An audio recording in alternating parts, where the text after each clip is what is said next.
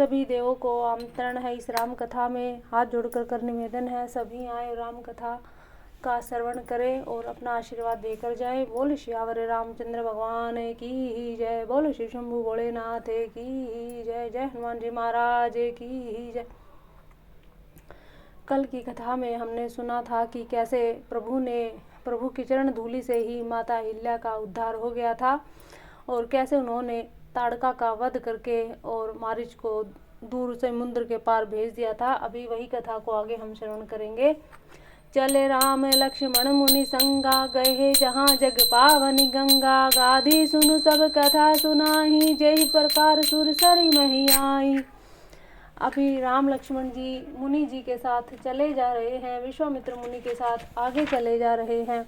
वे वहां गए जहां जगत को पवित्र करने वाली गंगा जी थी। महाराज गाधी के पुत्र विश्वामित्र जी ने वह सब कथा कह सुनाई जिस प्रकार देव नदी गंगा जी पृथ्वी पर आई थी। तब प्रभु ऋषि समेत नहाए, विविध दान मही देव निपाए। हर्ष चले मुनि वृंद सहाया, देगी विदेह नगर नियराया। तब प्रभु ने ऋषियों सहित गंगा जी में स्नान किया। ब्राह्मणों ने भांति भांति के दान पाए। फिर मुनिवृंद के साथ वे प्रसन्न होकर चले और शीघ्र ही जनकपुरी के निकट पहुंच गए। पुरे रम्यता राम जब देखी, हर से अनुज समेत विशेषी। बापी कूप सरित सर नाना, ललित सुधा सम मनि सोपाना। श्री राम जी ने जब जनकपुरी की शोभा देखी तब वे छोटे भाई लक्ष्मण जी सहित अत्यंत हर्षित हुए। वहां अनेकों बावलियां, कुएं, नदी और तालाब हैं जिनमें अमृत के समान जल है और मणियों की सीढ़ियां बनी हुई हैं। गुंजत मंजू मत रस भृंगा, कूजत कल बहु बरन बिहंगा। बरन बैरन बिकसे बन जाता, त्रिविध समीर सदा सुखदाता। मकरंद रस से मतवाले होकर भौरे सुंदर गुंजार कर रहे हैं। रंग बिरंगे बहुत से पक्षी मधुर शब्द कर रहे हैं। रंग रंग के कमल खिले हैं। सदा सब ऋतु में सुख देने वाला शीतल मंद सुगंध पवन बह रहा है। सुमन वाटिका बाग बने, विपुल विहंग निवास। फूलत फलत सुपल्लत सोहत पुर चहु पास। पुष्प वाटिका बाग और वन जिसमें बहुत से पक्षियों का निवास है, फूलते फलते और सुंदर पत्तों से लदे हुए नगर के चारों ओर सुशोभित हैं। बनई न बरनत नगर निकाई, जहाँ जाई मन तहि लो भाई। चारु बजारु विचित्र अंबारी, मणि में विधि जरु स्व सवारी। नगर की सुंदरता का वर्णन करते नहीं बनता। मन जहाँ जाता है वहीं लुभा जाता है। सुंदर बाजार है, मणियों से बने हुए विचित्र छज्जे हैं, मानो ब्रह्मा जी ने उन्हें अपने हाथ से बनाया हो। धनिक बनिक बर धन दसमाना, बैठे सकल वस्तु ले नाना। चौहट सुंदर गली सुहाई, संतत रही सुगंध सिंचाई। कुबेर के समान श्रेष्ठ धनी व्यापारी सब प्रकार के अनेक वस्तुएं लेकर दुकानों में बैठे हैं। सुंदर चौराहे, सुहावनी गलियां सदा सुगंध से सिंची रहती हैं। मंगल में मंदिर सबके रे, चित्रित जनुरति नाथ चितेरे। पुर नर नारी सुभग सुचि संता, धर्मशील ज्ञानी गुणवंता। सबके घर मंगल में है, उन पर चित्र कढ़े हुए हैं जिन्हें मानो कामदेव रूपी चित्रकार ने अंकित किया है। नगर के सभी स्त्री पुरुष सुंदर पवित्र साधु स्वभाव वाले, धर्मात्मा ज्ञानी और गुणवान है। अति अनूप जय जनक निवासु, बिथ कहीं विबुध बिलो की बिलासु। होत चकित चित कोट बिलो की, सकल भुवन शोभा जनुरो की। जहाँ जनक जी अत्यंत अनुपम सुंदर निवास स्थान है, महल है, वहाँ के विलास ऐश्वर्य को देखकर देवता भी थकित स्तंभित हो जाते हैं। मनुष्यों की तो बात ही क्या, कोट राजमहल के परकोटे देखकर चित्त चकित हो जाता है। ऐसा मालूम होता है मानो उसने समस्त लोकों की शोभा को रोक रखा हो, घेर रखा हो। धवल धाम मुनि पुरट सट, धवल धाम मुनि पुरट पट। सुघटित नाना भांति, शिव निवास सुंदर सदन। शोभा किमि कहीं जाती। उज्ज्वल महलों में अनेक प्रकार के सुंदर रीति से बने हुए मणि जटित सोने की जरी के पर्दे लगे हैं। सीता जी के रहने के सुंदर महल की शोभा का वर्णन किया ही कैसे जा सकता है। सुभग द्वार सब कुलिस कपाटा, भूप भीर नट मागध भाटा। बनी विशाल बाधी गजशाला, है गए रथ संकुल सब काला। राजमहल के सब दरवाजे फाटक सुंदर है, जिनमें व्रज के मजबूत अथवा हीरे के चमकते हुए किवाड़ लगे हैं। वहाँ मातहत राजाओं, नटों, मागधों, भाटों की भीड़ लगी रहती है। घोड़ों और हाथियों के लिए बहुत बड़ी बड़ी घुड़शालें और गजशालाएं, फील खाने बने हुई हैं, जो सब समय घोड़े, हाथियों और रथों से भरी रहती है। सुर सचिव से नप बहु तेरे, नप ग्रह सरिस सदन सब केरे, पुर बाहेर सर सरित समीपा, उतरे जह तय विपुल महीपा। बहुत से शूरवीर मंत्री सेनापति हैं, उन सब के घर भी राजमहल सरीखे ही हैं। नगर के बाहर तालाब और नदी के निकट जहाँ तहाँ बहुत से राजलोग उतरे हुए डेरा डाले हुए हैं। देखी अनूप एक अमराई, सब सुपास सब भांति सुहाई, कौशिक कहूँ मोर मनुमाना, यहाँ रहिए रघुवीर सुजाना। वहीं आमों का एक अनुपम बाग देखकर जहाँ सब प्रकार के सुविधे थे और सब तरह से सुहावना था, विश्वामित्र जी ने कहा, हे सुजान, हे रघुवीर, मेरा मन कहता है कि यहीं रहा जाए। भले ही नाथ कही कृपा निगेता, उतरे तह मुनि वृंद समेता, विश्वामित्र महामुनि आए, समाचार मिथिलापति पाए।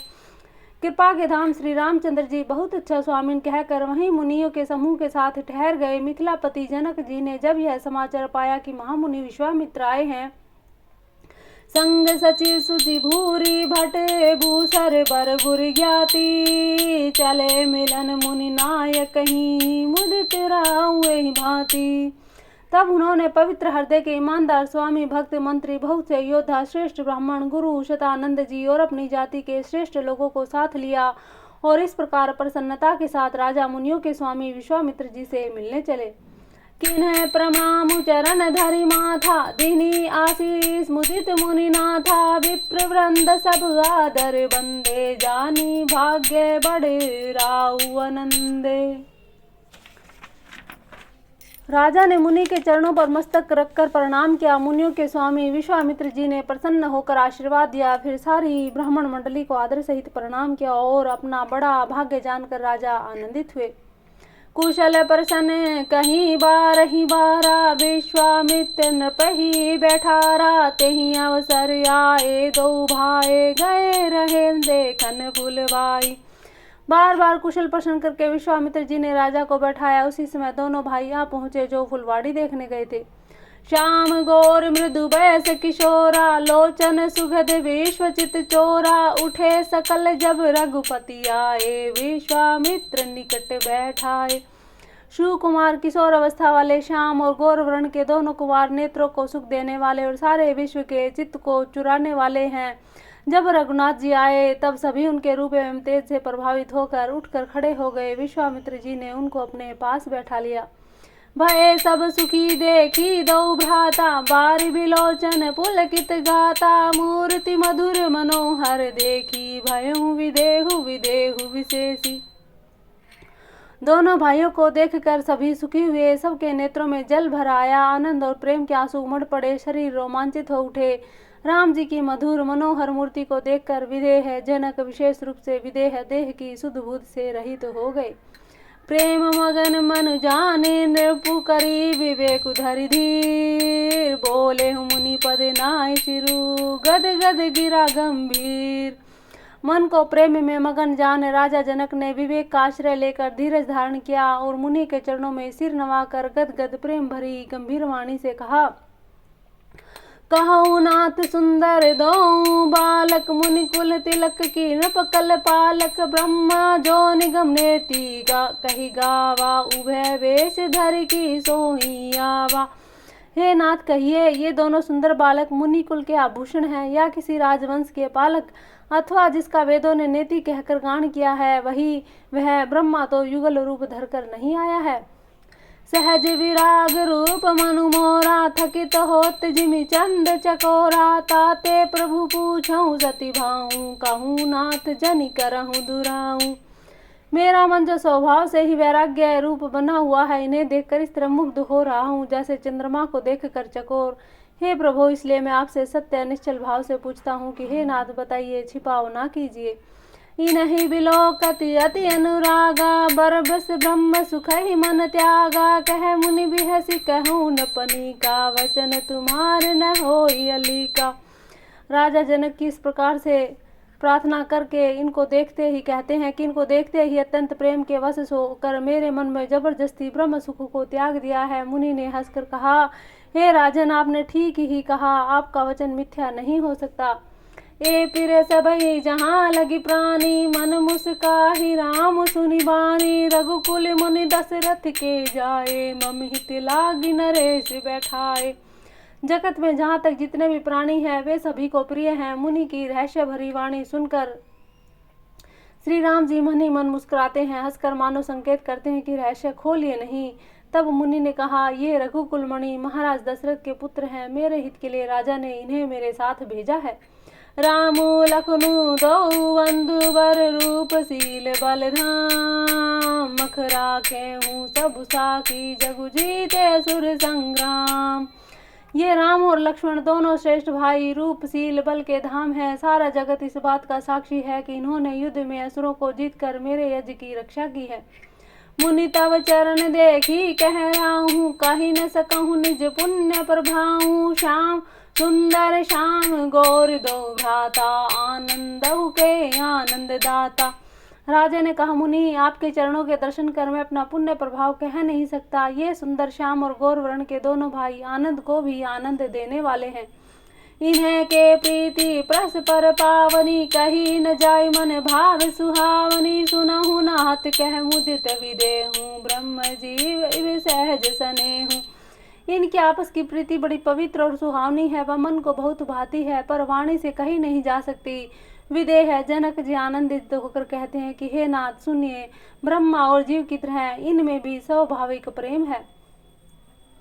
पुनि पुनि प्रभु चितव नर नाहू, पुलक गात उर अधिक उछाऊं। मुनि ही प्रशंस ही नाई पद शीशु, चले लवाई नगर अवनीशु।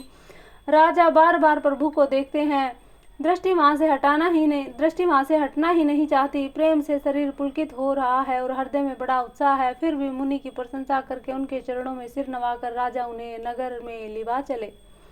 सुंदर सदनु सुखद सब काला, जहाँ तहाँ बासूल दीन बुहाला। करी पूजा सब विधि सेवकाई, गए उराऊ ग्रह विदा कराय।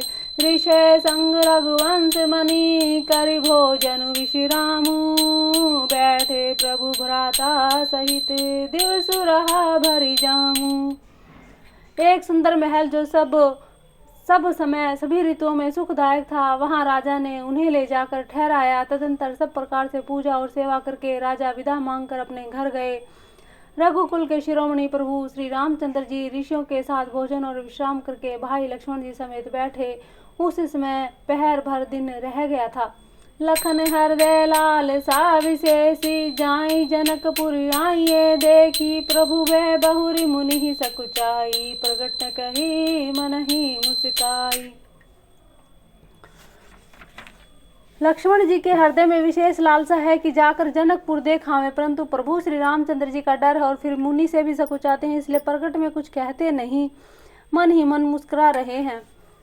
राम अनुज मन की गति जानी, भक्ति बच्छलता हिये हुलसानी। परम विनीत सकुची मुस्काई, बोले गुरु अनुशासन पाई।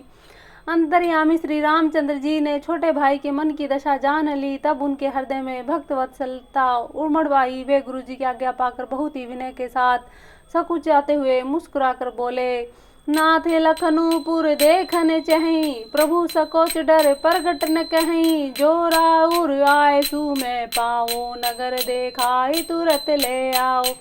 हे नाथ, लक्ष्मण जी नगर देखना चाहते हैं, किंतु प्रभु आपके डर से संकोच के कारण स्पष्ट नहीं कहते। यदि आपकी आज्ञा पाऊं तो मैं इनको नगर दिखलाकर तुरंत ही वापस ले आऊं।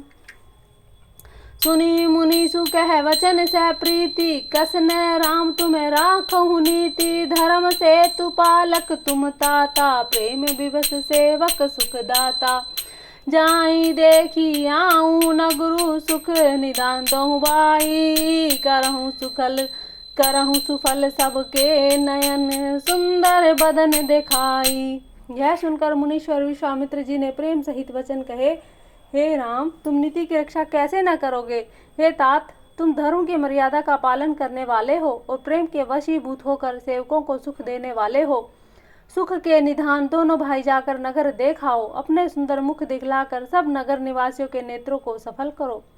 मुनि पद कमल बंदी दो भ्राता, चले लोक लोचन सुखदाता। बालक वृंद देखी अति शोभा, लगे संग लोचन मनु लोभा।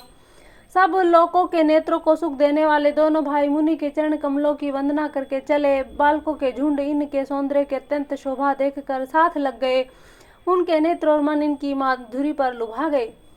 पीत बसन परिकर कटि भाथा, चारु चाप सर सोहत हाथा, तन अनुहरत सुचंदन खोरी, श्यामल गोर मनोहर जोरी।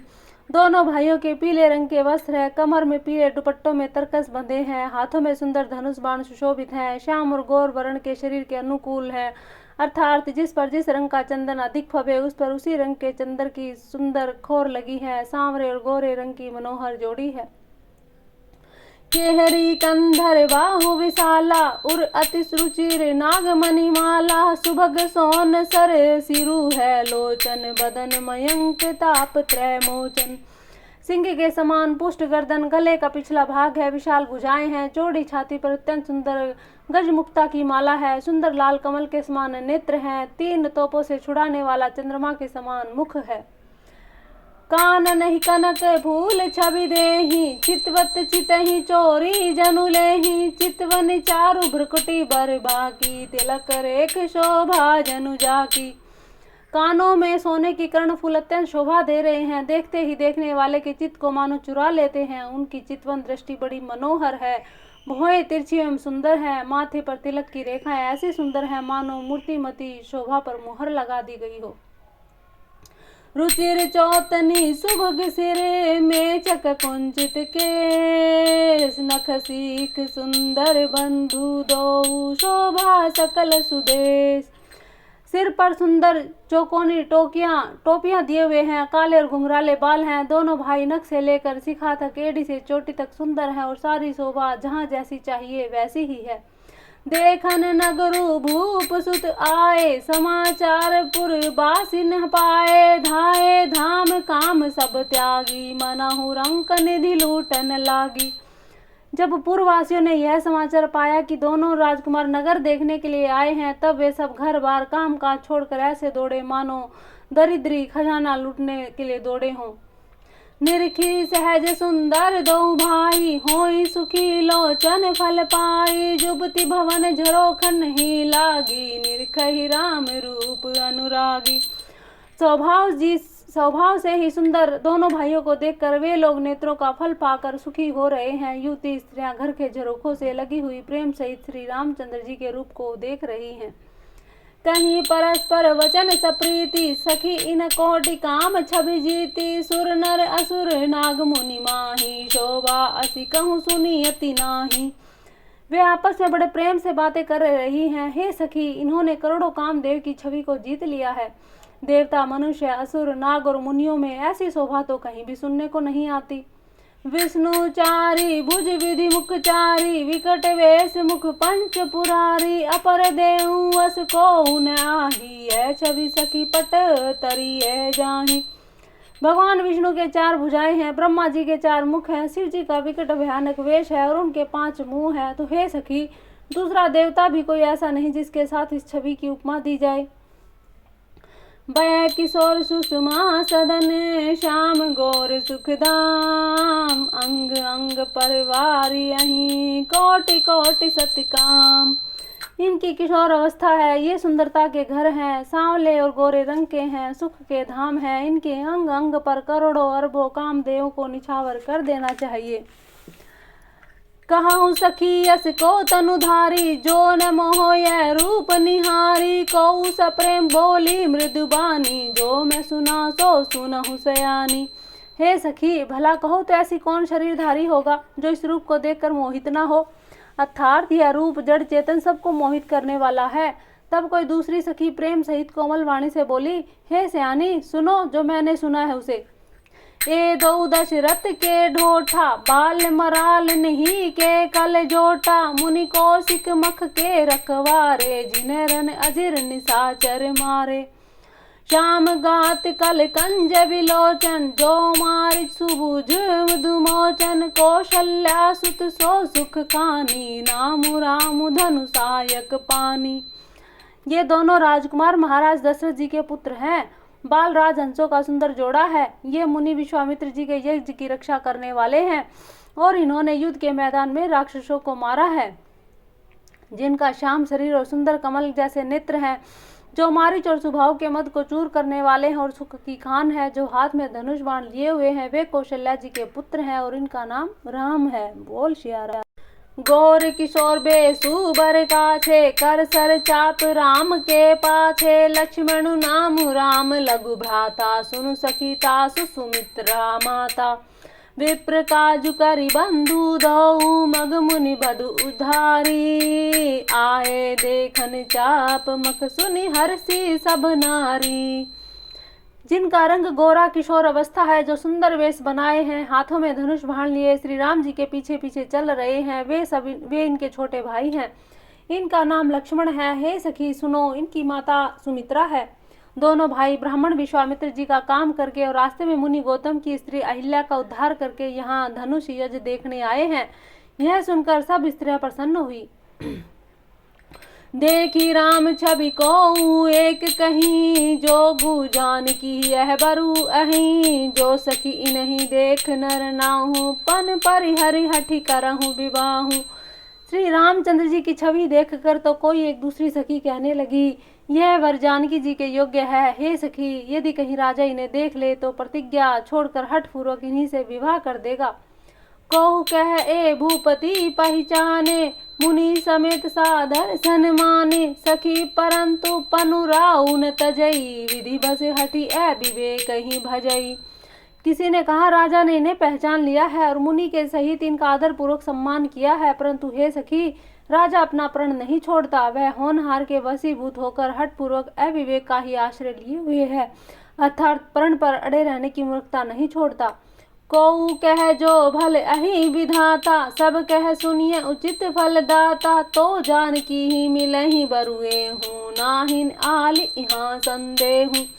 कोई कहती है कि विधाता भले हैं और सुना जाता है कि वे सबको उचित फल देते हैं, तो जानकी जी को यही वर मिलेगा। हे सखी, इसमें कोई संदेह नहीं।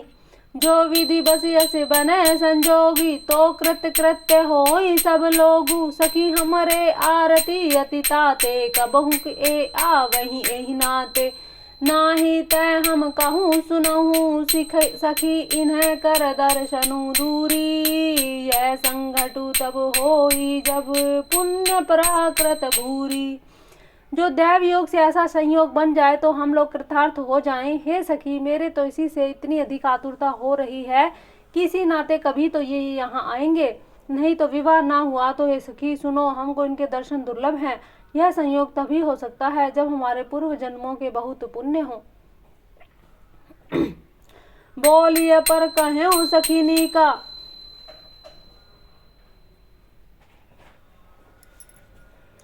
बोलिए पर कहूँ सखी निकाह। एहि विवाह अति हित सबही का, कहूँ कै शंकर चाप कठोरा। ए श्यामल मृदु गात किशोरा। दूसरी ने कहा, हे सखी, तुमने बहुत अच्छा कहा, इस विवाह से सभी का परम हित है। किसी ने कहा, शंकर जी का धनुष कठोर है और ये सांवले राजकुमार कोमल शरीर के बालक हैं। सबु असमंजस अहि सयानी, यह सुनिय पर कहीं मृदुबानी। सखई न कह कहूँ अस कहीं, बड़े प्रभाव देखत लगु अहि। हे श्यानी, सब असमंजस ही है। यह सुनकर दूसरी सखी कोमल वाणी से कहने लगी, हे सखी, इनके संबंध में कोई ऐसा कहते हैं कि ये देखने में तो छोटे हैं, परंतु इनका प्रभाव बहुत बड़ा है।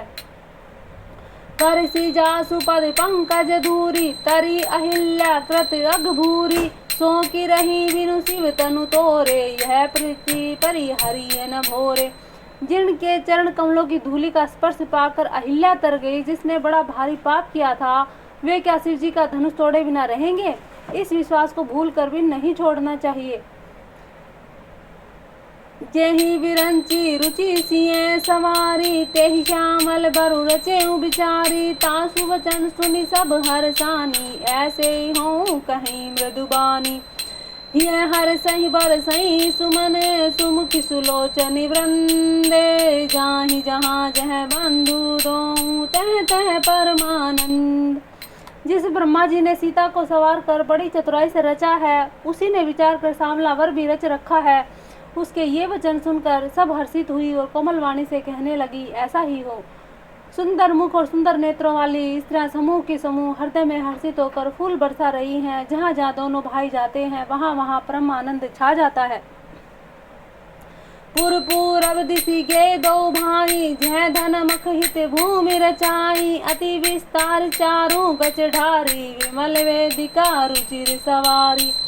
दोनों भाई नगर के पूर्व की ओर गए। वहां धनुष यज्ञ के लिए रंग भूमि बनाई गई थी। बहुत लंबा चौड़ा सुंदर ढाल वाला पक्का आंगन था, जिस पर सुंदर और निर्मल वेदी सजाई गई थी।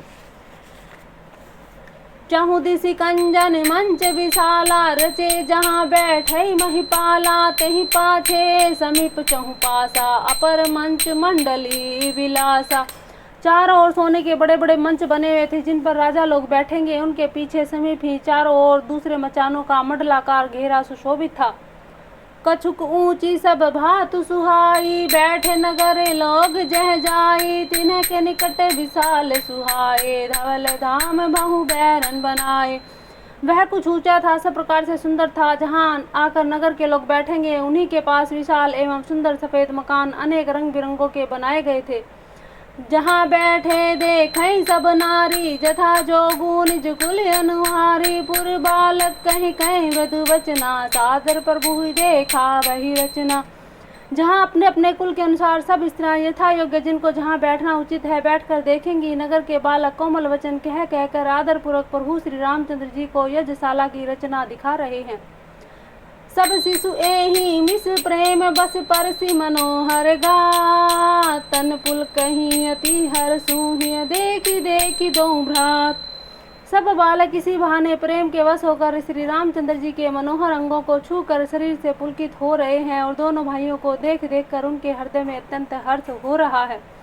शिशु सब राजा प्रेम बस जाने, प्रीति समेत निकेत बखाने। निज निज रुचि सब ले ही बलाई, सहित स्नेह जाई दो भाई। रामचंद्र जी ने सब बालकों को प्रेम में विवश जानकर यज्ञ भूमि के स्थानों की प्रेम पूर्वक प्रशंसा की। इससे बालकों का उत्साह आनंद प्रेम और भी बढ़ गया, जिससे वे सब अपने अपनी रुचि के अनुसार उन्हें बुला लेते हैं। और प्रत्येक के बुलाए जाने पर दोनों भाई प्रेम सहित उनके पास चले जाते हैं। राम देखा वही अनुज ही रचना, कहीं मृदु मधुर मनोहर वचना। लवन में महु भुवन निकाया, रचई जासु अनुशासन माया। कोमल मधुर मनोहर वचन कहकर श्री रामचंद्र जी अपने छोटे भाई लक्ष्मण जी को यज्ञ भूमि की रचना दिखलाते हैं, जिनकी आज्ञा पाकर माया लव निमेष पलक के गिरने के चौथाई समय में ब्रह्मांडों के समूह रच डालते हैं। भक्ति है तू सोई दीन दयाला, चितवत चकित धनुष मखसाला। कौतुक देख चले गुरु पाही, जानी विलंबु त्रास मन माही। वही दीनों पर दया करने वाले श्री राम जी भक्ति के कारण यज्ञशाला को चकित होकर आश्चर्य के साथ देख रहे हैं। इस प्रकार सब कौतुक विचित्र रचना को देखकर वे गुरु के पास चले। देर हुई जानकर उनके मन में डर है। जासु त्रास डर कहूँ डर होई, भजन प्रभाव देखावत सोई। कहीं बातें मृदु मधुर सुहाई, किए विदा बालक बरियाई। जिनके भय को डर से भी डर लगता है, वही प्रभु भजन का प्रभाव, जिसके कारण ऐसे महान प्रभु भी भय का नाट्य करते हैं, दिखला रहे हैं। उन्होंने कोमल मधुर सुंदर बातें कहकर बालकों को जबरदस्ती विदा किया। सभय स प्रेम विनित अति, सकुच सहित दो भाई। गुरुपद पंकज नाई, सिर बैठे आए सुपाई। फिर भय प्रेम विनय बड़े संकोच के साथ दोनों भाई गुरु के चरण कमलों में सिर नवाकर आज्ञा पाकर बैठे। निसी प्रवेश मुनि आए सुदीना, सभई संध्या बदनु कीना। कहत कथा इतिहास पुरानी, रुचिर रजनी जुग जाम सिरानी। रात्रि को प्रवेश होते ही संध्या के समय मुनि ने आज्ञा दी। तब सब ने संध्या वंदन किया। फिर प्राचीन कथाएं और इतिहास कहते कहते सुंदर रात्रि दोपहर बीत गई। मुनि वर शयन की नहीं तब जाई, लगे चरण चापन दो भाई। जिन्हें के चरण सरोरु है लागी, करत विविध जप जोग विरागी। तब श्रेष्ठ मुनि ने जाकर शयन किया। दोनों भाई उनके चरण दबाने लगे, जिनके चरण कमलों के दर्शन एवं स्पर्श के लिए वैराग्यवान पुरुष भी भांति भांति के जप और योग करते हैं। तेई दो प्रभु तेई दो बंधु प्रेम जनु जीते, गुरुपद कमल पलोटत प्रीते, बार बार मुनि आज्ञा दीनी, रघुबर जाई सैन तब कीनी। वे ही दोनों भाई मानो प्रेम से जीते हुए प्रेम पूर्वक गुरु जी के चरण कमलों को दबा रहे हैं। मुनि ने बार बार आज्ञा दी, तब रघुनाथ जी ने जाकर शयन किया। चापत चरण लखनूर लाए, सभै से प्रेम परन सच पाए, पुनि पुनि प्रभु कह सो वहु ताता, पोढ़े धरि उर पद जल जाता। श्री राम जी के चरणों को हृदय से लगाकर भय और प्रेम सहित परम सुख का अनुभव करते हुए लक्ष्मण जी उनको दबा रहे हैं। प्रभु श्री रामचंद्र जी के बार बार कहने पर कि हे तात अब सो जाओ, तब वे उन चरण कमलों को हृदय में धरकर लेट गए। उठे लखनऊ निसी विगत सुनी, अरुण शिखा धुनि कान, गुरते पहिले ही जगपति, जागे राम सुजान। रात बीतने पर मुर्गे का शब्द कानों से सुनकर लक्ष्मण जी उठे। जगत के स्वामी सुजान श्री रामचंद्र जी भी गुरु से पहले ही जाग गए। सकल सोच कर जाई नहाए, नित्य निवाही मुनि सिर नाए, समय जानी गुरु आए सुपाई, लेन पर सुन चले दो भाई। सब सोच क्रिया करके वे जाकर नहाए। फिर संध्या अग्निहोत्र आदि नित्य क्रम समाप्त करके उन्होंने मुनि को मस्तक नवाया। पूजा का समय जानकर गुरु जी की आज्ञा पाकर दोनों भाई फूल लेने चले। भूप बागुबर देखहु जाई, जह बसंत ऋतु रही लो भाई, लागे विटप मनोहर नाना, बैरन बैरन बर बेली बिताना। उन्होंने जाकर राजा का सुंदर बाग देखा, जहाँ वसंत ऋतु लुभा कर रह गई। मन को लुभाने वाले अनेक वृक्ष लगे हैं, रंग बिरंगी उत्तम लताओं के मंडप छाए हुए हैं। नव पल्लव फल सुमन सुहाए, निज संपत्ति सुर रूख लजाए, चातक कोकिल कीर चकोरा, कूजत विहग नटत कलमोरा। नए पत्तों फलों फूलों से युक्त सुंदर वृक्ष अपनी संपत्ति से कल्प वृक्ष को भी लजा रहे हैं।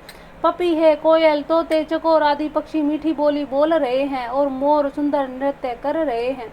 मध्य बाग शरु सोह सुहावा, मनीषो पान विचित्र बनावा, विमल सलीलु सरसिज बहुरंगा, जल खग कूजत गूजत भृंगा। बाग के बीचों बीच सुहावना सरोवर सुशोभित है, जिसमें मणियों की सीढ़ियां विचित्र ढंग से बनी हैं। उसका जल निर्मल है, जिसमें अनेक रंगों के कमल खिले हुए हैं। जल के पक्षी कलरव कर रहे हैं और भरमर गुंजार कर रहे हैं।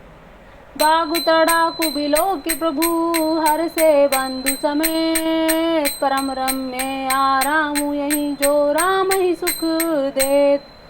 बाग और सरोवर को देखकर प्रभु श्री रामचंद्र जी भाई लक्ष्मण जी सहित हर्षित हो गए। यह बाग वास्तव में परम रमणीय है, जो जगत को सुख देने वाले श्री रामचंद्र जी को सुख दे रहा है। जहु दिशि चितई पूछी मालीगन, लगे लेन दल फूल मुदीन मन, तेहि अवसर सीता तह आई, गिरजा पूजन जननी पठाई।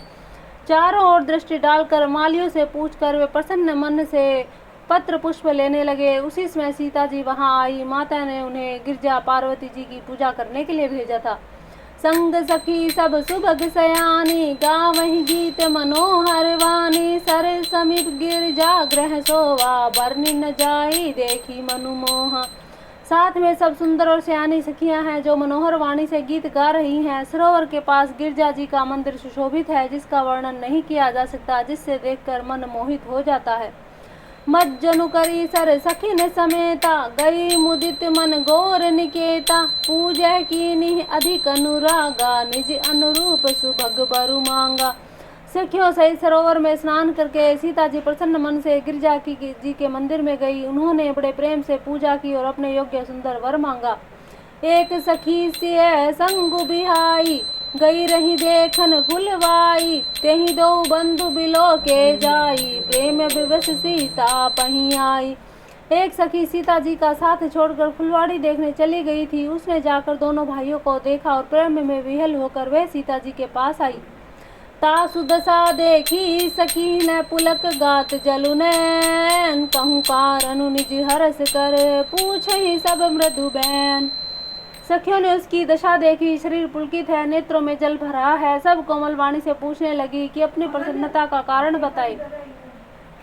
देखन बागु कुंवर दुइयाए, बहे किशोर सब भांति सुहाए। श्याम गौर किमि कहो बखानी, गिरा ए नयन नैन बिनु पानी। उसने कहा कि दो राजकुमार बाग देखने आए हैं, किशोर अवस्था के हैं, सब प्रकार से सुंदर हैं, वे सांवले और गोरे रंग के हैं। उनके सौंदर्य को मैं कैसे बखान कर कहूँ। वाणी बिना नेत्र की और नेत्रों के तो वाणी है ही नहीं। सुनी हर्षि सब सखी सयानी, सिए हिए अति उत्कंठा जानी। एक कहीं नृपसुत तहीं आली, सुने जे मुनि संग आए काली। यह सुनकर और सीता जी के हृदय में बड़ी उत्कंठा जाकर सब सयानी सखियां प्रसन्न हुई। तब एक सखी कहने लगी कि हे सखी, ये वही राजकुमार हैं जो सुना है कि कल विश्वामित्र मुनि जी के साथ आए हैं, जिन्हें निज रूप मोहनी डारी। किन्हें सो बस नगर नर नारी, वर्णत छवि जह तह सब लोगु। अवसी देखी यहीं देखन जोगु। और जिन्होंने अपने रूप की मोहिनी डालकर नगर के सब स्त्री पुरुषों को अपने वश में कर लिया है, जहाँ तहाँ सब लोग उनकी छवि का वर्णन कर रहे हैं। अवश्य चलकर उन्हें देखना चाहिए, वे देखने ही योग्य हैं। तासु वचन अति सिंह सुहाने, दरस लागी लोचन यकुलाने। चली अग्न करी प्रिय सखी सोई, प्रीति पुरातन लखई न कोई। उनके वचन सीता जी को अत्यंत ही प्रिय लगे। दर्शन के लिए उनके नेत्र खुला उठे। उसी प्यारी सखी को आगे करके सीता जी चली। पुरानी प्रीति को कोई लख नहीं पाता। सुमरी सिय नारद वचने, उपजी प्रीति पुनी। चकत बिलोकति सकल दिशि, जनु शिशु मृगी सभी। नारद जी के वचनों का श्रवण करके सीता जी के मन में पवित्र प्रीति उत्पन्न हुई। वे चकित होकर सब और इस तरह देख रही हैं मानो डरी हुई मृग छोनी इधर उधर देख रही हो। कंकन किंकन नुपुर धुनी, सुन कहते लखन सन रामू। हृदय गुनी मानहु मदन दुदुम्भी, नहीं मनसा विश्व विजय कह की नहीं। कंकण हाथी के कड़े कर धनी पाजिब के शब्द सुनकर श्री रामचंद्र जी के हृदय में विचार कर लक्ष्मण जी से कहते हैं, यह ध्वनि ऐसी आ रही है मानो कामदेव ने विश्व को जीतने का संकल्प करके डंके पर चोट मारी हो।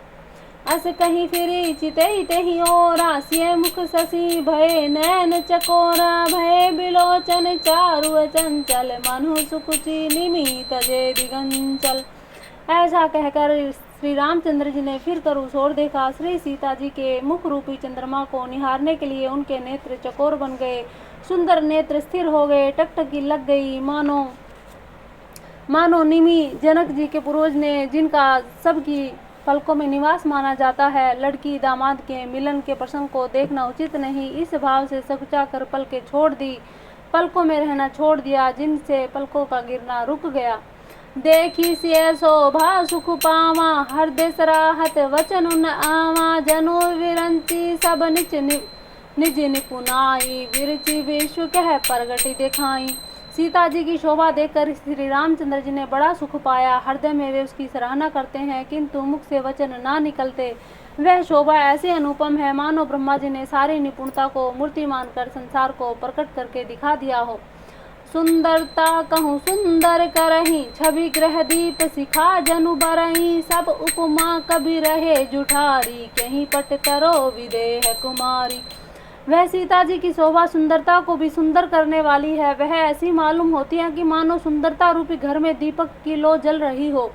अब तक सुंदरता रूपी भवन में अंधेरा था, वह भवन मानो सीता जी की सुंदरता रूपी दीप शिखा को पाकर जगमगा उठा है, पहले से भी अधिक सुंदर हो गया है। सारी उपमाओं को कवियों ने झूठा कर रखा है। मैं जनक नंदनी श्री सीता जी की किससे उपमा दूं, यानी कि उनकी बराबरी के लिए कुछ शब्द ही नहीं है। सिय शोभा हिय बरनी प्रभु, आपनी दशा विचारी। बोले सुचि मन अनुज सन, वचन समय अनुहारी। इस प्रकार हृदय में सीता जी की शोभा का वर्णन करके और अपनी दशा को विचार कर प्रभु श्री रामचंद्र जी पवित्र मन से अपने छोटे भाई लक्ष्मण जी से समयानुकूल वचन बोले। तात जनक तनिया यह सोई, धनुष यज्ञ जहि कारण होई। पूजन गोरी सखी ले आई, कृत प्रकाश फिरहि फुलवाई। हे तात, यह वही जनक जी की कन्या है जिसके लिए धनुष यज्ञ हो रहा है। सखियां इसे गौरी पूजन के लिए ले आई हैं। यह फुलवाड़ी में प्रकाश करती हुई फिर रही है। जासु बिलो की अलौकिक शोभा, सहज पुनित मोर मनु छोभा। सो सब कारण जान विधाता, फर कहीं सुभग अंग सुनि भ्राता। जिसकी अलौकिक सुंदरता को देखकर स्वभाव से ही पवित्र मेरा मन क्षुब्ध हो गया। वह सब कारण अथवा उन सब का कारण तो विधाता ही जाने, किंतु हे भाई सुनो, मेरे मंगलदायक दाहिने अंग फड़क रहे हैं। रघुवंश नहीं करे सहज सुभाऊ, मनु कुपंथ पगु धरी न काहू। मोहि अतिशय प्रीति मन केरी, जही सपने हूँ पर नारी नहेरी। रघुवंशियों का यह सहज जन्मजत स्वभाव है कि उनका मन कभी कुमार्ग पर पैर नहीं रखता। मुझे तो अपने मन का अत्यंत ही विश्वास है कि जिसने जागृत कौन कहे, स्वप्न में भी पराई स्त्री पर दृष्टि नहीं डाली है। जिन्हें केले हैं न रिपुरन पीठी, नहीं पावही परतिये मनु ढीठी। मगन लहे न जिहे के नाही, ते नरवर थोरे जग माही। रण में शत्रु जिसकी पीठ नहीं देख पाते, अर्थात जो लड़ाई के मैदान से भागते नहीं, पराई स्त्रियां जिनके मन और दृष्टि को नहीं खींच पाती, भिखारी जिनके यहाँ से नहीं जाते, खाली हाथ नहीं लौटते, ऐसे पुरुष श्रेष्ठ संसार में थोड़े हैं। करत बत कहीं अनुज सन मन सिय रूप लोभान, मुख सरोज मकरंद छवि करी मधु पीव पान। यो श्री रामचंद्र जी छोटे भाई से बातें कर रहे हैं, पर मन सीता जी के रूप में लुभाया हुआ उनके मुख रूपी कमल के छवि रूप मकरंद रस को भोरे की तरह पी रहा है। चितवती चकित चहूँ दिश सीता, कह गए नृप किशोर मनु चिंता। जह विलोक मृग सामक नैनी, जनु तह बरिस कमल श्रुति श्रेणी। सीता जी चकित होकर चारों ओर देख रही है। मन इस बात की चिंता कर रहा है कि राजकुमार कहाँ चले गए। बाल मृग नैनी, मृग के छोनों की सी आंखों वाली सीता जी जहाँ दृष्टि डालती हैं, वहाँ मानो श्वेत कमलों की कतार बरस जाती हैं। लता ओट सब सखी न लखाए, श्यामल गोर किशोर सुहाए। देखी रूप लोचन ललचाने, हर से जनु निज निधि पहचाने। तब सखियों ने लता की ओर से सुंदर श्याम गौर कुमारों को दिखलाया। उनके रूप को देखकर नेत्र ललचा उठे। वे ऐसे प्रसन्न हुए मानो उन्होंने अपना खजाना पहचान लिया। थके नैन रघुपति छब देखे, पल की हयु परिहरी निमेषे। अधिक स्नेह दे भय भोरी, शरद शशि जनु चितव चकोरी। श्री रघुनाथ जी की छवि देखकर नेत्र थकित निश्चल हो गए। पलकों ने भी गिरना छोड़ दिया। अधिक स्नेह के कारण शरीर विहल हो गया, मानो शरद ऋतु के चंद्रमा को चकोरी बेसुध हुई देख रही हो। लोचन मगरा मही उरियानी, दीने पलक कपाट सयानी। जब सिए सखिना प्रेम बस जानी, कहीं न सकहीं कछु मन सकुचानी। नेत्र के रास से श्री राम जी को हृदय में लाकर चतुर शिरोमणि जानकी जी ने पलकों के किवाड़ लगा दिए, अर्थात नेत्र मूंद कर उनका ध्यान करने लगी। जब सखियों ने सीता जी को प्रेम बस जाना, तब वे मन में सोचा गई, कुछ कह ना सकती थी। लता भवंते परगट भेते ही अवसर दो भाई, निग से जनु जुग विमल विदु, जलद पटल बिल गाई। उसी समय दोनों भाई लता मंडप कुंज में से ऐसे प्रकट हुए मानो दो निर्मल चंद्रमा बादलों के पर्दों को हटाकर निकले हों। शोभा सीम सुभग दो वीरा, नील पीत जल झाब शरीरा। मोर पंख सिर सोहतनी के, गुच्छ बीच बिच कुसुम कली के। दोनों सुंदर भाई शोभा की सीमा है। उनके शरीर की आभा नीले और पीले कमल की सी है। सिर पर सुंदर मोर पंख सुशोभित है। उनके बीच बीच में फूलों की कलियों के गुच्छे लगे हुए हैं। बाल तिलक श्रम बिंदु सुहाए, श्रवण सुभग भूषण छवि छाए। विकट भ्रकटी कच घूगर वारे, नव सरोज लोचन रत्नारे। माथे पर तिलक पसीने से बूंदे शोभायमान है। कानों में सुंदर भूषणों की छवि छाई है। टेढ़ी भौएं, घुंघराले बाल हैं।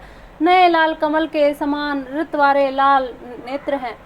चारु चिबुक नासिका कपोला, हास विलास लेत मनुमोला। मुख छवि कहीं न जाई मोहि पाई, जो बिलोकी बहु काम लजाही।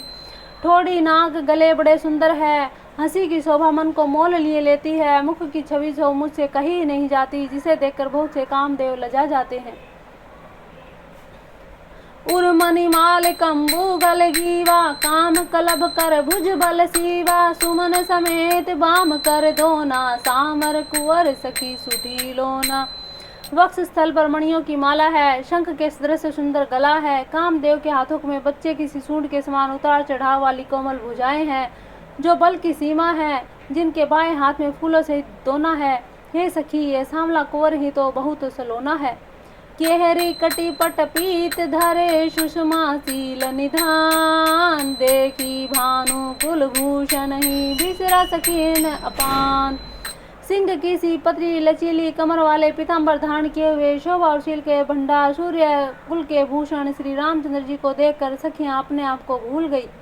धरी धीर जू एक आली सयानी, सीता सन बोली गही पानी, बहुरी गोरी कर ध्यान करे हूँ, भूप किशोर देखी के न ले हूँ। एक चतुर सखी धीरज धरकर हाथ पकड़कर सीता जी से बोली, गिरजा जी का ध्यान फिर कर लेना, इसी समय राजकुमार जी को क्यों नहीं देख लेती। सकुच सिंह तब नैन उघारे, सन्मुख दऊ रघु सिंह निहारे, नख सिक देखी राम कै शोभा, सुमरि पिता पनु मनु अति क्षोभा। तब सीता जी ने सकुचा कर नेत्र खोले, रघुकुल के दोनों सिंहों को अपने सामने खड़े देखा। नख से सिक तक श्री रामचंद्र जी की शोभा देखकर फिर पिता का प्रण याद करके उनका मन बहुत क्षुब्ध हो गया। पर बस सखी ने लखी जब सीता, भयों गहरू सब कहे सभीता, पुनि आयब एहि बेरी अकाली, अस कहीं मन भी हसी एक आली। जब सखियों ने सीता जी को परवश प्रेम के वश देखा तब सब भयभीत होकर कहने लगी, बड़ी देर हो गई, अब चलना चाहिए, कल इसी समय फिर आएंगी। ऐसा कहकर एक सखी मन में हंसी। गूढ़ गिरा सुनी सिय सकुचानी, भयउ विलम्ब मातु भय मानी, धरी बड़ी धीर राम उरियाने, फिर अपने पाऊँ पितु बस जाने। सखी की यह रहस्य भरी वाणी सुनकर सीता जी सकुचा गई। देर हो गई जान उन्हें माता जी का भय लगा। बहुत धीरज धरकर वे श्री रामचंद्र जी के हृदय में ले आई और उनका ध्यान करती हुई अपने पिता के अधीन जानकर लौट आई। देखन मिस मृग बेहग तरु, फिरई बहोरी बहोरी, निरखी निरखी रघुवीर छवि, बाढ़े प्रीति न थोरी। मृग पक्षी वृक्ष को देखने के बहाने सीता जी बार बार घूम आती हैं। श्री रामचंद्र जी की छवि देख देख कर उनका प्रेम कम नहीं अर्थात बढ़ रहा है। जानी कठिन शिव चाप विशूर्ति, चली राखी उर श्यामल मूर्ति, प्रभु जब जात जान की जाने, सुख सने शोभा गुण खानी। शिव जी के धनुष को कठोर जानकर वे विसूरती अपने वन में विलाप करती हुई हृदय में श्री रामचंद्र जी की सांवली मूर्त को रखकर चली। शिव जी के धनुष की कठोरता का स्मरण आने से उन्हें चिंता होती है कि ये सुकुमार रघुनाथ जी कैसे तोड़ेंगे। पिता के प्रण की स्मृति से उनके हृदय में क्षोभ था ही, इसलिए मन में विलाप करने लगी। प्रेम अवश्य ऐश्वर्य की विस्मृति हो आने से ऐसा हुआ है। फिर भगवान के बल का स्मरण आते ही वे हर्षित हो गई और सांवली छवि को हृदय में धारण करके चली। प्रभु श्री रामचंद्र जी ने जब सुख स्नेह शोभा और गुणों की खान श्री जानकी जी को जाती हुई जाना, परम प्रेम में मृदु मसी की नहीं, चारु चित भीति लिखी नहीं गई, भवानी भवन बहोरी, बंदी चरण बोली कर जोरी। तब परम प्रेम की कोमल शाही बनाकर उनके स्वरूप अपने सुंदर चित्ररूपी भीति पर चित्रित कर लिया। सीता जी पुनः भवानी जी के मंदिर में गई और उनके चरणों की वंदना में हाथ जोड़कर बोली, जय जय जय गिरिवर राज किशोरी, जय महेश मुख चंद चकोरी, जय गजवंदन सडानन माता, जगत जननी दामिनी दूत गाता। नहीं तब आदि मध्य अवसाना, अमित प्रभाव वेदू नहीं जानी, भव भव विभव पराभवकारिणी, विश्व विमोहिनी स्ववश विहारिणी। पति देवता सुतिय महु, मातु प्रथम तवरे, एक महिमा अमित न सकहि कहीं, सहस शारदा शेष। हे श्रेष्ठ पर्वतों के राजा हिमाचल की पुत्री पार्वती, आपकी जय हो जय हो। हे महादेव जी के मुख रूपी चंद्रमा की और टकटकी लगाकर देखने वाली चकोरी, आपकी जय हो। हे हाथी के मुख वाले गणेश जी और 6 मुख वाले का स्वामी कार्तिक जी की माता, हे जगत जननी, हे बिजली की सी कांति युक्त शरीर वाली, आपकी जय हो। आपका न आदि है न मध्य है न अंत है, आपके असीम प्रभाव को वेद भी न जानते। आप संसार को उत्पन्न पालन नाश करने वाली हैं, विश्व को मोहित करने वाली हैं और स्वतंत्र रूप से विहार करने वाली हैं। पति को इष्ट देव मानने वाली श्रेष्ठ नारियों में हे माता आपकी प्रथम गणना है। आपकी अपार महिमा को हजारों सरस्वती और शेष जी भी नहीं कह सकते।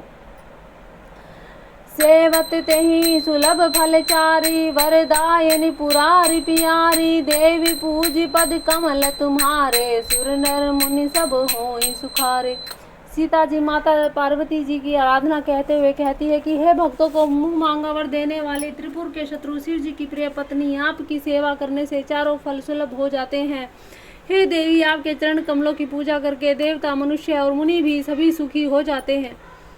मोर मनोरथ जानहुनि के बसहु सदा उरपुर सबहि के, कीनहु प्रगट न कारण तेहि, अस कहि चरण गए वह दहि। मेरे मनोरथ को आप भली भांति जानती हैं, क्योंकि आप सदा सबके हृदय रूपी नगरी में निवास करती हैं, इसी कारण मैंने उसको प्रकट नहीं किया। ऐसा कहकर जानकी जी ने उनके चरण पकड़ लिए। विनय प्रेम बस भाई भवानी, खसी माल मूर्ति मुस्कानी, सादर सिय प्रसादु सिर धरे हूँ, बोली गोरी हरसू हिय भरे हूँ। गिरिजा जी सीता जी के वचन सुनकर, प्रेम की और वाणी को सुनकर के उनके गले की माला खिसक पड़ी और मूर्ति मुस्कुराई। सीता जी ने आदरपूर्वक उस प्रसाद की उस माला को सिर पर धारण किया। गौरी जी का हृदय हर्ष से भर गया और वे बोली, सुनु सिय सत्य आशीष हमारी, पूजे ही मन कामना तुम्हारी, नारद वचन सदा सुचि साचा, सो बरु मिलहि जाहि मनुराचा। हे सीता, हमारी सच्ची आशीष सुनो, तुम्हारी मनोकामना पूरी होगी। नारद जी का वचन सदा पवित्र, संशय, भ्रम और दोषों से रहित और सत्य है। जिसमें तुम्हारा मन अनुरक्त हो गया है वही वर तुमको मिलेगा। मनु जाहि राचे हूँ मिलहि, सो बरु सहज सुंदर सावरो, करुणा निधान सुजान सीलू, स्नेह जानत रावरो। एहि भांति गौरी आशीष सुनी सिय, सहित हिय हरसी अली, तुलसी भवनी पूजी पूजी, मुदित मन मंदिर चली। जानु गौरी अनुकूल सिय, हिय हरसु न जाय कही, मंजुल मंगल मूल बाम अंग फरकन लगे। जिसमें तुम्हारा मन अनुरक्त हो गया है वही स्वभाव से सुंदर सांवला वर श्री रामचंद्र जी तुमको मिलेगा। वह दया का खजाना, सुजान सर्वज्ञ है, तुम्हारे सील और स्नेह को जानता है। इस प्रकार श्री गौरी जी का आशीर्वाद सुनकर जानकी जी समेत सब सखियां हृदय में हर्षित हुई। तुलसीदास जी कहते हैं कि भवानी जी को बार बार पूजकर सीता जी प्रसन्न मन से राजमहल को लौट चली। गौरी जी को अनुकूल जानकर सीता जी के हृदय को जो हर्ष हुआ है वह कहा नहीं जा सकता। सुंदर मंगलों के मूल उनके बाएं अंग फरकने लगे। हृदय सराहत सिय लोनाई, गुरु समीप गवने दो भाई, राम कहा सबको सिख पाही, सरल स्वभाव छूहत छल नाही। हृदय में सीता जी के सौंदर्य की सराहना करते हुए दोनों भाई गुरु जी के पास गए। श्री रामचंद्र जी ने विश्वामित्र जी से सब कुछ कह दिया, क्योंकि उनका सरल स्वभाव है, छल तो उन्हें छूता भी नहीं है। सुमन पाई मुनि पूजा कीनी, पुनि आशीष दूहु भाई न दीनी, सुफल मनोरथ हों तुम्हारे, राम लखनु सुनि भये सुखारे। फूल पाकर मुनि ने पूजा की, फिर दोनों भाइयों का आशीर्वाद दिया कि तुम्हारे मनोरथ सफल हों। यह सुनकर श्री राम लक्ष्मण जी सुखी हुए। करी भोजनु मुनि बर विज्ञानी, लगे कहन कछु कथा पुरानी, विगत दिवसु गुरु आए सुपाई, संध्या करन चले दो भाई। श्रेष्ठ विज्ञानी मुनि विश्वामित्र जी भोजन करके कुछ पुरानी कथाएं कहने लगे। इतने में ही दिन बीत गया और गुरु जी की आज्ञा पाकर दोनों भाई संध्या करने चले। प्राची दिशि शशि हुए सुहावा, सिय मुख सरिस देखी सुख पावा, बहुरी विचारु किन्ह मन माही, सिय बदन समहिम कर नाही। उधर पूर्व दिशा में सुंदर चंद्रमा उदय हुआ है। श्री रामचंद्र जी ने उसे सीता के मुख के समान देखकर सुख पाया। फिर मन में विचार किया कि यह चंद्रमा सीता जी के मुख के समान नहीं है। जन्म सिंधु पुनि बंधु विसुदिन, मलिन सै कलंक, सिय मुख समता पाम किमी, चंदु बापुरो रंग। खारे समुद्र में तो इनका जन्म, फिर उसी समुद्र से उत्पन्न होने के कारण विष इनका भाई। दिन में यह मलिन यानी कि शोभहीन तेज रहता है और कलंकी काले दाग से युक्त है। बेचारा गरीब चंद्रमा सीता जी के मुख की बराबरी कैसे पा सकता है। घटई बढ़ई बिरहिन सुखदाई, ग्रसई राहु निज संदेह पाही, कोक शोक प्रद पंकज द्रोही, अवगुण बहुत चंद्रमा तोही। फिर यह घटता बढ़ता रहता है। विहरणी स्त्रियों को दुख देने वाला है। राहु अपनी संधि में पाकर इसे ग्रस लेता है। चकवे को चकवी के वियोग का शोक देने वाला है। कमल का वैरी है, उसे मुरझा देने वाला है। हे चंद्रमा, तुझ में तो बहुत से अवगुण हैं जो सीता जी में नहीं है। बैदही मुख पट तर दीने, होई दोष बड़ अनुचित कीने। सिय मुख छवि विदु ब्याज बखाने, गुरु पही चले निशा बड़ी जानी।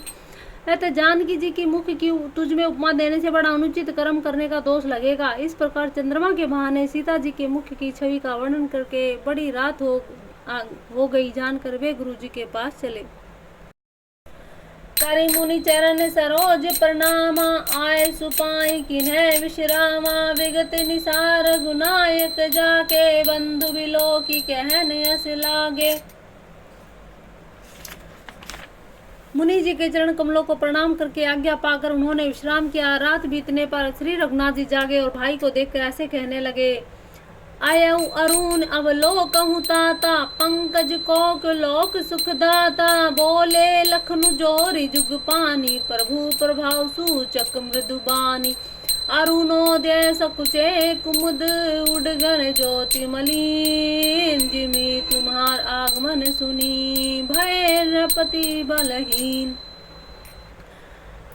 अब राम जी लक्ष्मण जी से कहते कि हे तात, देखो कमल चक्रवाक समस्त संसार को सुख देने वाले अरुणोदय हुआ है। लक्ष्मण जी दोनों हाथ जोड़कर प्रभु के प्रभाव को सूचित करने वाली कोमल वाणी बोले, अरुणोदय होने से कुमुदिनी सकचा गई है और तारा गणों का प्रकाश फीका पड़ गया है। जिस प्रकार आपका ना सुनकर सब राजा बलहीन हो गए। नप सब नखत करही उजियारी, टारी न सकही चाप तम भारी। कमल कोक मधुकर खगनाना, हर से सकल निशा अवसाना। सब राजा रूपी तारे उजाला मंद प्रकाश करते हैं, पर वे धनुष रूपी महान अंधकार को हटा नहीं सकते। रात्रि का अंत होने से जैसे कमल, चकवे, भौरे, नाना प्रकार के पक्षी आकर्षित हो रहे हैं, ऐसे ही प्रभु सब भगत तुम्हारे। हो है टूटे धनुष सुखारे, उहेऊ भानु बिनु श्रम तम नासा। दूर नखत जग तेजु प्रकाशा। वैसे ही है प्रभु, आपके सब भक्त धनुष टूटने पर सुखी होंगे। सूर्य उदय हुआ, बिना ही परिश्रम अंधकार नष्ट हो गया। तारे छिप गए, संसार में तेज का प्रकाश हो गया। रवि निज उदय ब्याज रघुराया, प्रभु प्रताप सब नपन दिखाया। तब भुज बल महिमा उद्घाटी, प्रगट धनु विघटन परिपाटी। हे रघुनाथ जी, सूर्य ने अपने उदय के बहाने सब राजाओं को आपका प्रताप दिखलाया है। आपकी भुजाओं के बल की महिमा को उद्घाटित करके खोलकर दिखाने के लिए ही धनुष तोड़ने की यह पद्धति प्रकट हुई है।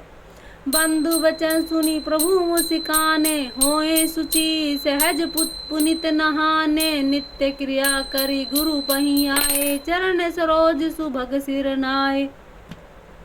भाई के वचन सुनकर प्रभु मुस्काए। फिर स्वभाव से ही पवित्र श्री रामचंद्र जी ने शौच से निवृत्त होकर स्नान किया और नित्य क्रम करके वे गुरु जी के पास आए। आकर उन्होंने गुरु जी के सुंदर चरण कमलों में सिर नवाया।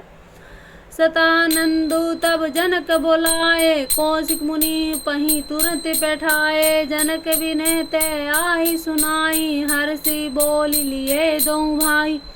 तब जनक जी ने सदानंद जी को बुलाया, उन्हें तुरंत ही विश्वामित्र जी मुनि के पास भेजा। उन्होंने आकर जनक जी की विनती सुनाई। विश्वामित्र जी हर्षित होकर दोनों भाइयों को बुलाया।